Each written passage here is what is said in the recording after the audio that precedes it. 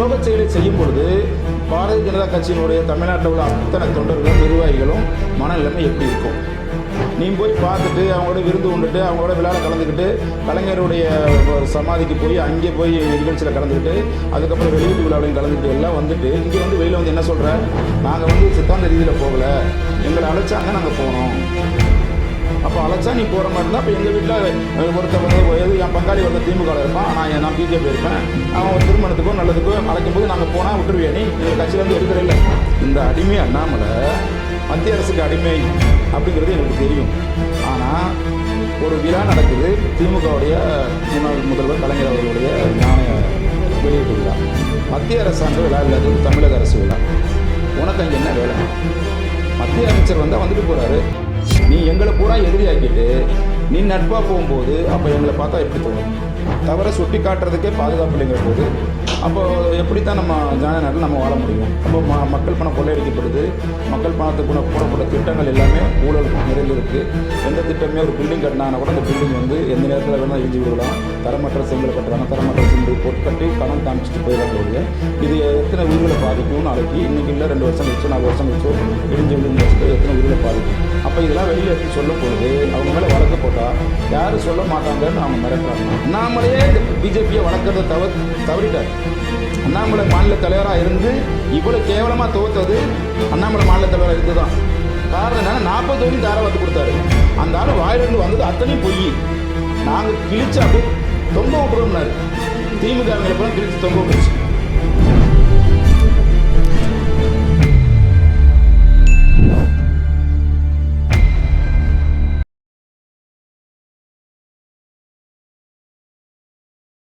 Third ஐ தமிழ் நேயர்களுக்கு வணக்கம். நான் உங்கள் விஜய் மோனிஷா. இன்னைக்கு நம்மளோட இணைஞ்சிருக்காங்க ஐஎஸ்ஓ அண்ணாதுரை அவர்கள். வணக்கம் சார். வணக்கம் மோனிஷா, எப்படி இருக்கீங்க? நல்லா இருக்கேன் சார். இப்போ எங்கே பார்த்தாலும் பரபரப்பை ஏற்படுத்தி கொண்டிருக்கும் சவுக்கு சங்கரோட வழக்கு, அதாவது ஏற்கனவே அவர் மேலே குண்டர் சட்டம் வழக்கு பதிவு செஞ்சாங்க. இந்த நிலையில இன்னமும் அவர் மேலே இன்னொரு குண்டர் சட்டம் வழக்கு பதிவு செஞ்சுட்டு இருக்காங்க இல்லையா? இதை பற்றி உங்களோட கருத்து என்ன சார்? சவுக்கு சங்கர் உடைய கேஸ் பார்த்தோம்னா தமிழக அரசு எதிர்த்து பேசிட்டாரு அப்படிங்கிறதான் இங்கே உள்நோக்கமே ஒழிய இவர் காவல்துறை தவறாக பேசினதுக்காக வழக்குங்கிறது ஜோடிக்கப்பட்டது தான். காவல்துறை பேசினது பெண் காவலர்களை பேசினது கண்டிக்கத்தக்கது நம்ம ஏற்கனவே ஏதாவது சொல்லியாச்சு. இருந்தாலும் கூட ஒரு பொது வெளியில் பெண்களை பற்றி அந்த மாதிரி தவறாக பேசக்கூடாது, அது கண்டிக்கக்கூடிய விஷயமா இருந்தாலும் கூட அதுவே காரணமானு கேட்டால் அதுவே காரணம் இல்லை. சவுக்கு சங்கரை பொறுத்த வரைக்கும் உண்மையிலே பழிவாங்கப்பட்டவர்னு தான் சொல்லணும். ஏன் அப்படி சொல்றீங்க? உண்மையை சொன்னதுக்காக, அரசாங்கத்தை எதிர்த்து பேசினதுக்காக அவருடைய குரல் வலையை அரசாங்கம் நெருக்கிதுன்னு தான் சொல்லணும். அப்போ அவர் பெண் காவலர்களை பற்றி பேசியதுனால இல்லை, காவலர்களை பற்றி பேசியது தவறு தான், இல்லைன்னு சொல்லலை. காவலர்கள் பெண் காவலர்கள் குறிப்பாக பேசக்கூடாது. ஏன்னா காவல்துறை வேலை யாராவது ஒருத்தங்க தப்பு பண்ணுறதுக்காக எல்லாருமே தவறானு சொல்ல முடியாது. காவல்துறை பணியுமே சாதாரண பணியில் குறிப்பாக பெண் காவலர்கள் படுகின்ற கஷ்டங்கள் எல்லாமே நம்ம கண் கூட பார்க்குறோம். அப்படி இருக்கும்போது பெண் காவல்துறைகளை பேசக்கூடாது, பெண்களையே பொதுவாக தேவையில்லாமல் பேசக்கூடாது பொது வெளியில். அதில் நம்ம வன்மையாக கண்டனம் தெரிவிச்சிருக்கோம், நம்ம அதுக்கு சப்போர்ட் பண்ணல சவுக்கு சங்கரை. ஆனால் காரணம் அது மட்டுமா அப்படின்னு கேட்டால் இல்லை. காரணம் என்னென்னா தொடர்ந்து ஆளுங்கட்சியை உள்ள ஊழல்கள் குற்றச்சாட்டுகளை பூரா வெளிக்கொண்டு வருது, பெரிய பெரிய நிறுவனங்கள் எப்படி மக்கள் பணத்தை கொள்ளையடிச்சாங்க, அந்த மாதிரி விஷயங்கள் எல்லாத்தையுமே வெளிக்கொண்டு வந்தார். ஒரு தனி மனிதரா அவரோட ஒபினியனை பேசுறது கூட தவறா இருக்கு. அவர் டெமோக்ராட்டிக் கண்ட்ரில இருக்கு. ஆமா, அவங்களுடைய பேச்சுரிமை தடுக்கப்பட்டிருக்குன்னு தான் சொல்லணும். ஏன்னா ஒருத்தருடைய எந்த பின்புலம் இல்லாமல் இவ்வளவு தைரியமாக ஒரு விஷயத்தை வெளியே கொண்டு வர்றாரு. உயிருக்கு கூட அவருக்கு உத்தரவாதம் இல்லாத ஒரு நிலையில் இந்த உண்மையில் வெளியே கொண்டு வர்றதை ஊடகங்களே நிறையா தவிர்க்க ஆரம்பிச்சது. ஏன்னா சவுக்கு சங்கரனுடைய வியூஸ் பார்த்தீங்கன்னா இப்போ ஒரு யூடியூப்பில் பேசுகிறாருன்னா 10 லட்சம் பேர் 20 லட்சம் பேர் போய் சென்று அடையுது. பெரிய பெரிய மெயின்ஸ்ட்ரீம் மீடியாக்களுக்கெல்லாம் கூட அந்தளவுக்கு வியூஸ் இல்லை. அப்போ இது மக்கள்கிட்ட ஈஸியாக போய் சென்று சேர்றதுனால பெரிய பெரிய தவறுகள் நமக்கு வெளியில் தெரியுது. இப்போ இப்படிலாம் தப்பு பண்ணியிருக்காங்க அப்படின்னு. எடுத்துக்காட்டுக்கு கிளாம்பாக்கம் பஸ் ஸ்டாண்ட் ஆரம்பித்து நிறைய விஷயங்கள், G2 பிரச்சனையிலேருந்து எப்படிலாம் வெளிநாடுகளில் பணம் கொண்டு போனாங்க, எப்படி இன்வெஸ்ட்மெண்ட் பண்ணுறாங்க திமுக அப்படின்னு சொல்லி திமுக பற்றி முழுக்க ஆளுங்கட்சியை பேசுனதுக்கு அவருக்கு ஏதாவது ஒரு வாய்ப்பு கிடைக்கும் போது அவரை பழிவாங்கன்னு நினச்சி முழுக்க அவரை பழிவாங்கிறது தான் இங்கே நடக்குது. இந்த அளவுக்கு ஒருத்தர் ஓப்பனாக பேசுகிறாரு, ஒரு ஸ்டேட்மெண்ட் கொடுக்குறாரு கவர்மெண்ட்டுக்கு அகெயின்ஸ்டாக அப்படின்னா அதில் கண்டிப்பாக ஒரு 80% உண்மை இருந்தால் மட்டும்தானே அவரால் வெளி உலகத்தில் அதை பற்றி பேச முடியும். இல்லை, கரெக்டு. இதில் என்ன எப்படின்னு கேட்டிங்கன்னா 80% இல்லை 90% இருக்கலாம், 10% போய் கூட இருக்கலாம். இந்த 90% விஷயங்கள் அவருக்கு எப்படி வருதுன்னா இதே காவல்துறையிலிருந்து இருக்கக்கூடிய முக்கிய அதிகாரிகள் அவங்க மூலமாக தான் தகவல் கொடுக்கப்படுறாங்க. அவங்க தான் அந்த ஆதாரங்கள்லாம் கொடுத்து அந்த ஆதாரத்தின் அடிப்படையில் தான் அவர் பேசுகிறார். இப்போ என்னென்னா இப்போ ஒரு தனி மனித சுதந்திரம் இதில் பறிக்கப்பட்டுருச்சு மட்டும் இல்லாமல் அவருக்கு ஏற்கனவே ஒரு குண்டாஸ் போட்டாங்க. ஜிஆர் சுவாமிநாதன் அவர்கள் தான் வந்து நீதியரசர் சுவாமிநாதன் அவர்கள் தான் வந்து அதை கேன்சல் பண்ணுறாங்க. அது வந்து என்ன சொல்கிறாங்க, இந்த கேன்சல் பண்ணுறதுல கூட எனக்கு நிறைய பொலிட்டிக்கல் ப்ரெஷர் இருந்துச்சு அப்படின்னு கூட சொல்கிறார். அதுக்கப்புறம் சுப்ரீம் கோர்ட்டில் வழக்கு போகுது. சுப்ரீம் கோர்ட்டில் இவர் எதுக்காக போட்டாங்க குண்டாஸ் சொல்லி கேட்டு நிறையா தமிழக அரசை கேட்டாங்க. அதுக்கப்புறம் இந்த வழக்கில் விடுதலையாக போகிற சூழ்நிலையில் உடனே இன்னொரு குண்டாஸை போட்டதுக்கப்புறம் சுப்ரீம் கோர்ட் வந்து என்ன சொல்லிடுச்சுன்னா, இதுக்கு மேலே வந்து அவர் மேலே வழக்கு போடக்கூடாது, போட்டிருந்த வழக்கினுடைய எல்லா டீட்டெயில்ஸும் எடுத்துகிட்டு இங்கே சுப்ரீம் கோர்ட்டுக்கு வாங்க, இனிமேல் அது சம்மந்தமாக மேற்கொண்டு விசாரிக்கக்கூடாதுங்கிறத சுப்ரீம் கோர்ட்டு ஒரு கண்டனமாக தெரிவிச்சிருக்கு தமிழக அரசுக்கு. இப்போ இந்த நிலையில் வந்து அவர் விடுதலை ஆகிறதுக்கு வாய்ப்பு ஏதாவது இருக்கா? இல்லை, இப்போ ஆக்சுவலாக விடுதலை ஆயிருக்கணும்னா கிட்டத்தட்ட ஒரு 15 நாளைக்கு முன்னாடி விடுதலை ஆயிருக்கணும். மேக்ஸிமம் எல்லா வழக்குலையுமே ஜாமீன் கிடச்சிருச்சு. ஒரு வழக்கை தவிர இதெல்லாம் கிடச்சிருச்சு. அதே மாதிரி வழக்கு பார்த்தீங்கன்னா ஒரே வழக்கை தான் 18 வழக்காக கோர்த்துருக்காங்க. ஒரே வழக்கு தான் 18 இடத்துல கொடுக்குறாங்க. இப்போ எக்ஸாம்பிளுக்கு ஒரு கொலை வழக்கு இருக்குது. ஒரு கொலை வழக்கை வந்து 18 இடத்துல புகாராக கொடுக்க முடியாது, சாத்தியமில்லாத விஷயம். அதே மாதிரி ஒரு குண்டாஸ் போடுறாங்க அப்படின்னா இந்த குண்டாஸ்லேருந்து அவர் விடுதலை ஆகி வெளியில் வந்ததுக்கப்புறம் தான் இன்னொரு குண்டாஸ் போடுவாங்க. ரிலீஃப் ஆனதுக்கப்புறம் இந்த ரிலீஃப் ஆகி வந்துட்டாங்க அப்படின்னா இன்னொரு குண்டாஸ் போடுவாங்க. ஆனால் இவர் சிறையில் இருக்கும்போதே இன்னொரு குண்டாஸுங்கிறது இது வரைக்கும் இந்திய அரசியல் சட்டத்தில் தான் முதல் முறையாக போட்டிருக்காங்க. அப்போ இதெல்லாம் வந்து முழுக்க வந்து அவரை வந்து வெளியில் விடக்கூடாதுங்கிற நோக்கத்தில் தான் கொண்டு வர்றாங்க. மேபி இன்னும் ஒரு மாதத்துக்குள்ளே வெளியில் வர்றதுக்கு வாய்ப்பு இருக்குது. சுப்ரீம் கோர்ட்டினுடைய ஜட்ஜ்மெண்ட்டை வச்சு தான் வாய்ப்பு இருக்குது. இதில் நம்ம பொதுவாக பார்க்க வேண்டியது என்னென்னா, இந்த தமிழக அரசு ஆளுங்கட்சியாக இருக்கட்டும், தவறு பண்ணவங்களாக இருக்கட்டும், அந்த தவறை சுட்டி காட்டுறது தவறு அப்படின்னா இதை எப்படி நம்ம ஜனநாயக நாட்டில் எப்படி இதை எடுத்துக்க முடியும்?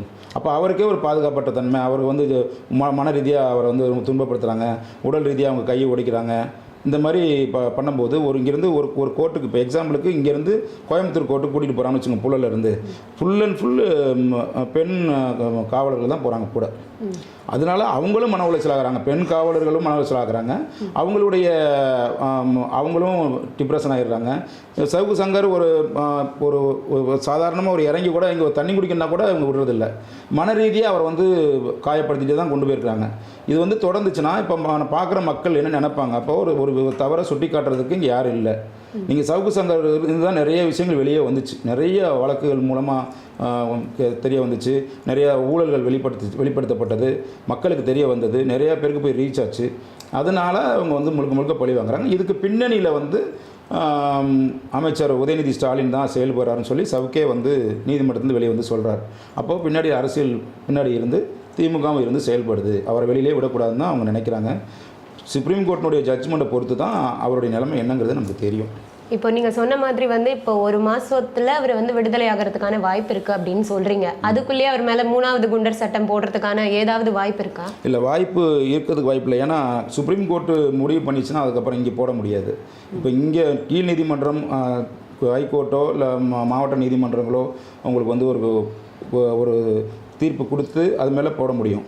சுப்ரீம் கோர்ட் வந்து கொடுக்கும்போதே என்ன சொல்லுவாங்க, இதோட விடுதலை, இதுக்கு மேலே வந்த வழக்கும் கொடுக்கக்கூடாது, இந்த வழக்கு அத்தனை வழக்குகளையுமே சுப்ரீம் கோர்ட்டே விசாரிக்கும் அப்படின்னு சொல்லிட்டாங்கன்னா மேற்கொண்டு நம்ம குண்டாஸ் போட முடியாது. அதனால் விடுதலை ஆகிறதுக்கு வாய்ப்பு இருக்குது. விடுதலை ஆனாலும் கூட மேற்கொண்டு வழக்கு போட்டாலும் அந்த வழக்கு செல்லாது. வேறு ஏதாவது வழக்குகள் புனையப்படலாம், வேறு புதுசாக ஏதாவது வழக்குகள் வேணால் புனையப்படலாமே ஒழிய இப்போ பேசி இப்போ அரெஸ்ட் ஆகிருக்கு, இப்போ வழக்கு நிலுவையில் போய்கிட்டு இருக்க வழக்குகள் மேல் குண்டாஸோ மற்ற இதை போட முடியாது. அதனால் வெளியில் வர்றதுக்கு வாய்ப்பு இருக்குது. வெளில வந்தார்னா கூட மறுபடியும் பேசுவாரா இல்லை அமைதியாக இருப்பாரா அப்படின்னு தெரியல. ரெண்டாவது, சவுக்கு விஷயத்தை பொறுத்த வரைக்கும் எல்லா ஊடகங்களுமே அமைதியாக வேடிக்கை தான் பார்த்தாங்க. அரசியல் தலைவர்கள் எல்லாருமே அமைதியாக தான் வேடிக்கை பார்த்தாங்க. யாருமே பெருசாக அவரை வந்து சப்போர்ட் பண்ணி பேசலை. இப்போ தான் 2வது குண்டாஸில் வந்து கார்த்திக் சிதம்பரம் கொஞ்சம் பேசினார்னு நினைக்கிறேன். மற்றபடி அவருக்கு யாருமே சப்போர்ட் பண்ணி பேசலை. அதனால் இந்த நிலையை பொறுத்த வரைக்கும் சவுக்கு வெளியே வந்தார்னா அமைதியாக இருப்பாரா, மேற்கொண்டு பேசுவாரா, இல்லை அரசியலுக்குள்ளே திரும்பி வருவாரா அப்படிங்கிற நிலைமை வந்து எப்படி போகுங்கிறத பார்த்து நம்ம முடிவு பண்ண முடியும். இப்போ இது வந்து ஒரு தனி மனிதருக்கு வந்து ஒரு எக்ஸாம்பிளாக இருக்குது. அதாவது வந்து அரசாங்கம் பண்ணக்கூடிய தவறுகளை வந்து சுட்டி காட்டுறதுனால இவ்வளோ பிரச்சனை நமக்கு வரும் அப்படின்றது. அப்போ இப்படி பார்த்தா வந்து ஃப்யூச்சரில் வர யங்ஸ்டர்ஸ் யாருமே வந்து அரசாங்கம் பண்ணுற தப்புகளை வந்து சுட்டி காட்டக்கூடாதா? இல்லை, சுட்டி காட்டணும். அவங்க சுட்டி காட்டக்கூடாதுன்னு அவங்க நினைக்கிறாங்க ஆளுங்கட்சி தரப்பு. ஏன்னா இவர் சின்ன விஷயங்களை நீங்கள் பார்த்துருப்பீங்க. ஒரு கிராமத்தில் ஒரு ரோடு போட்டிருப்பாங்க, அந்த ரோடு சரியில்லை, அதை பேந்து போட்டிருப்பாங்க, பொதுமக்களே பேத்து காமிப்பாங்க, அவங்க மேலே பூரா வழக்கு. ஒரு பைப் லைன் போட்டிருப்பாங்க, சும்மா ஒட்டி வச்சுருப்பாங்க, பைப் லைன் பிளாஸ்டிக் பைப் போட்டு. கேட்டால் வந்து பிரதமருடைய திட்டத்தை நாங்கள் நிறைவேற்றுன்னு சொல்லி கணக்கு காமிப்பாங்க. அதை எடுத்தால் தனித்தனியாக வரும். இதெல்லாம் வந்து ஒரு இளைஞர் போட்டார்னா அவர் மேலே வழக்கு. யார் பேசினாலும் ஒரு விஷயத்தை வந்து மக்கள்கிட்ட கொண்டு போய் சேர்த்துட்டிங்கன்னா அவங்க மேலே வழக்கு. இப்படி இருந்துச்சுன்னா இது வந்து நம்ம ஹிட்லர் ஆட்சி முறை மாதிரி தான் நம்ம சொல்ல முடியும். இது ஜனநாயக ரீதியான அமைப்போ ஜனநாயக ரீதியான ஆட்சியோன்னு சொல்ல முடியாது. இளைஞர்களுக்கே இந்த அளவுக்கு தவறை சுட்டி காட்டுறதுக்கே பாதுகாப்பு இல்லைங்கிற போது அப்போ எப்படி தான் நம்ம ஜனநாயக நாட்டில் நம்ம வாழ முடியும்? அப்போ மக்கள் பணம் கொள்ளையடிக்கப்படுது. மக்கள் பணத்துக்கு போடப்பட்ட திட்டங்கள் எல்லாமே ஊழல் நிறைந்திருக்கு. எந்த திட்டமே ஒரு பில்டிங் கட்டினாங்கன்னா கூட அந்த பில்டிங் வந்து எந்த நேரத்தில் வேணால் இடிஞ்சு விடலாம். தரமற்ற செங்கலை கட்டுறாங்க, தரமற்ற சிமெண்ட் போட்டு கட்டி கணக்கு காமிச்சிட்டு போயிடறாங்களே ஒழிய இது எத்தனை உயிர்களை பாதிக்கும்? நாளைக்கு இன்றைக்கி இல்லை 2 வருஷம் கழிச்சோ 4 வருஷம் கழிச்சோ இடிஞ்சு விழுங்கும் பட்சத்தில் எத்தனை உயிர்களை பாதிக்கும்? அப்போ இதெல்லாம் வெளியில் எடுத்து சொல்லும் பொழுது அவங்க மேலே வழக்கு போட்டால் யாரும் சொல்ல மாட்டாங்கன்னு அவங்க மிரட்டுறாங்க. இதுதான் உண்மையாக இருக்குது. பட் ஆனால் இது இப்படியே தொடர்ந்தால் அது திமுகவுக்கு தான் பின்னாடி வரும் தேர்தல்களில் மைனஸாக அமையும். ரொம்ப தெளிவான விளக்கம் கொடுத்தீங்க. அதே மாதிரி எனக்கு இன்னொரு கேள்வி இருக்குது. இப்போ வந்து திமுக சார்பில் நடத்தின இந்த கலைஞர் நாணயம் வெளியீட்டு விழாவில் வந்து பிஜேபி கலந்துருக்காங்க இல்லையா? இதை வந்து எந்த கண்ணோட்டத்தில் நீங்கள் பார்க்குறீங்க? பொதுவாக வந்து பிஜேபி வந்து இங்கே தமிழ்நாட்டில் நாங்கள் பிஜேபியில் இருந்து பயணிக்கும் போதெல்லாம் என்ன சொல்லுவாங்கன்னா, திமுக தான் நமக்கு முதல் எதிரி. ஏடிஎம்கே கூட அவங்க மன்னிச்சிருவாங்க, திமுக தான் முதல் எதிரி. ஏன்னா அவங்க தான் கடவுள் இல்லைங்கிற கோட்பாட்டிலேருந்து வந்தவங்க. அதனால் பெரியார் கொள்கையிலேருந்து வந்தவங்கனால திமுக தான் நம்ம முதல் எதிரின்னு சொல்லி எங்களுக்கெல்லாம் ஃபுல்லாக அவங்க தான் பிரெயின் வாஷ் பண்ணுவாங்க பிஜேபி. இதெல்லாம் நடக்குமா? ஆமாம், இல்லை நடந்தது தான். எங்களுக்கு வந்து கூட்டங்கள் நடத்துவாங்க, ரகசிய கூட்டம் நடத்துவாங்க, அந்த மாதிரி நிறையா விஷயங்கள் நடத்துவாங்க, பயிற்சி முகாம் நடத்துவாங்க. அந்த பயிற்சி முகாமில் எங்களுக்கு சொல்லக்கூடிய விஷயம் 2 விஷயம் சொல்லுவாங்க. தமிழ்நாட்டை பொறுத்த வரைக்கும் திமுக வந்து முதல் எதிரி சொல்லுவாங்க. இந்தியாவை பொறுத்த வரைக்கும் முஸ்லீம் தான் நமக்கு பெரிய எதிரியாக இருக்காங்க, முஸ்லீம் தான் இந்த நாட்டை வந்து இந்த அளவுக்கு ஆக்கிட்டாங்கன்னு சொல்லி மத ரீதியாக எங்களை வந்து மண்டையை கழுவுவாங்க. அவங்கள வந்து எதிரியாக பார்க்குற அளவுக்கு எங்களை வந்து தூண்டுவாங்க. பொதுவாக உண்மையே சொல்கிறது அதெல்லாம் எல்லாம் நான் பார்த்துட்டு தான் வந்துட்டேன். அதெல்லாம் ஒன்றும் பிரச்சனை இல்லை. அப்படி தான் தூண்டுவாங்க. ஏன் பிரதமரே வந்து வட மாநிலங்களில் தேர்தலில் பிரச்சாரம் பண்ணும்போது இஸ்லாமியர்களை தாக்கி தான் பேசி தான் ஊடகங்கள்லாம் வந்துச்சு, நம்ம பார்த்தோம். எவ்வளோ விஷயங்கள் இவங்க சொல்லும் போதே இஸ்லாமியில் உள்ளவர்கள் தவறானவர்கள், இவங்களால தான் வந்து இந்த நாடுக்கு இப்படி ஆயிடுச்சு, தீவிரவாதம் வந்துச்சு, அது வந்துச்சு, இது வச்சுன்னு எங்களை ஃபுல்லாக பிரெயின் வாஷ் பண்ணுவாங்க. பொதுவாக இங்கே பேசும்போது தமிழ்நாட்டில் திமுகனால தான் நமக்கு எப்படி ஆயிடுச்சு, திமுக ஒரு நல்ல அவங்க குடும்பத்துக்குள்ளேயே ஒரு நிகழ்ச்சி இருந்தால் கூட போகக்கூடாது, ஒரு திருமணம் போன்ற எந்த ஒரு சாவு கூட போகக்கூடாது, திமுக நமக்கு எதிரினே சொல்லி எங்களை மைண்டை வாஷ் பண்ணிடுவாங்க. இப்படி பிரெயின் வாஷ் பண்ணவங்க அவங்களே வந்து கலந்துக்கறாங்க. அப்போ நாங்கள் வந்து திமுக காரனை அப்புறம் எதிரியா பார்ப்போம், அண்ணன் தம்பியாக இருந்திருப்போம். ஆக்சுவலாக இவங்க சொல்லும்போது அண்ணாமலைலாம் வந்து இப்போ வந்து 2 வருஷத்தில் திமுக தவிர வேறு எதுவுமே பேசலை. திமுக தாக்குறது, திமுக ஃபைல் 1 ஃபைல் 2 எல்லாம் வெளியிட்டார், ஊழல் பட்டியல் வெளியிட்டார், திமுக ரொம்ப விமர்சனம் பண்ணார். நாங்கள் பூரா எங்களை பூரா மண்டையை கழுவுனாங்க. இந்த அடிமை அண்ணாமலை மத்திய அரசுக்கு அடிமை அப்படிங்கிறது எங்களுக்கு தெரியும். ஆனால் ஒரு விழா நடக்குது, திமுகவுடைய முன்னாள் முதல்வர் கலைஞர் அவர்களுடைய நாணய வெளியீட்டு விழா. மத்திய அரசாங்க விழா இல்லை, அது வந்து தமிழக அரசு விழா. உனக்கு அங்கே என்ன வேலை? மத்திய அமைச்சர் வந்தால் வந்துட்டு போகிறாரு, நீ எங்களை பூரா எதிரியாக்கிட்டு நீ நட்பாக போகும்போது அப்போ எங்களை பார்த்தா எப்படி தோணுது? எத்தனை திமுக காரன சண்டை, எத்தனை திமுகவோட எலெக்ஷன் டைமில் வந்து வழக்கு வாங்கியிருப்பாங்க, ஜெயிலுக்கு போயிருப்பாங்க. இதே திமுக பிஜேபி கட்சியினர் மேலே எவ்வளோ பேர் மேலே பொய் வழக்குகள் போட்டிருப்பாங்க, சிறை சென்றிருப்பாங்க, அடிதடி தண்ணி நடந்திருக்கும். எல்லாமே தியாகம் பண்ண எங்களுக்கு நீ என்ன சொல்ல வர்ற? அப்போ நீ வந்து உடன்பாடாக இருப்ப, நீ வந்து அக்கா கனிமொழி பக்கத்தில் நிற்ப, முதல்வர்கள் கூட்டோன்னு கிட்ட போய் நிற்ப, நீ அடிமையாக அங்கே போய் நிற்ப. அப்போ உன்னை நம்பி நாங்கள் எதிரியாக்கப்பட்ட எங்களுடைய நிலைமை என்ன? நாங்கள் இப்போ அவங்கள்ட்ட அண்ணன் தம்பியாக பழகிறதா, நாங்கள் எதிரியாக கண்டினியூ பண்ணுறதா? இதுவும் ஒரு விதமான அரசியல் தானா? இல்லை, இது உண்மையிலே அரசியல் தான்.